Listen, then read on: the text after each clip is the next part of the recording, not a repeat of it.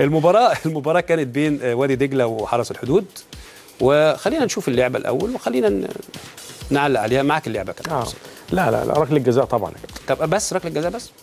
ركله الجزاء بس؟ لا خلينا في الاساس هي ركله الجزاء. يعني النهارده انا اللاعب خد الكوره لف وخد الكوره وعدى صندي، شفتها قبل كده 20 مره. تمام. شوف حضرتك التعليقه بالرجل العكسيه. شوف حضرتك خلاص الراجل مش خلاص حط الخصمين في ظهره والكوره قدامه يمتلكها.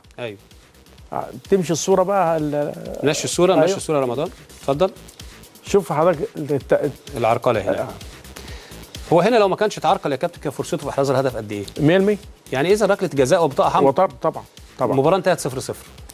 وهنا الخطوره في ان في حكام كتيره يا كابتن جمال بتمسك عن العقوبه الفنيه عشان العقوبه الاداريه، عشان ما يطردش. يقوم يضحي بالركله الجزاء عشان ما يطردش اللعيب. عارف انا في الحته دي كان احد المحاضرين يقول ايه؟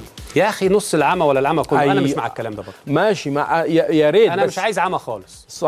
صحيح ولكن إذا كانت حاجه واضحه زي كده يعني على الاقل يعني ديت خلاص الراجل عدى. اصل خلاص عدى وخد الكوره ولف ورايح في مواجهه المرمى. خلاص الرجل اتسحبت. الرجل الشمال سحبت الشمال لانه ما كانش فيه اي عائق بالنسبه له. ايه اللي هيخليه؟ لا خلاص ده رايح للمرمى. هيقع عليه. ده رايح للمرمى. يعني واحد عنده الفرصه دي هيقع عليه. فاحنا بنحللها برضو من الناحيه النفسيه للحكم.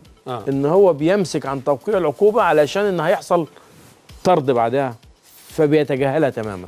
طب للاسف احنا مش في مصر بس بيحصل الكلام دوت. خلي بالك. لا طبعا في العالم كله.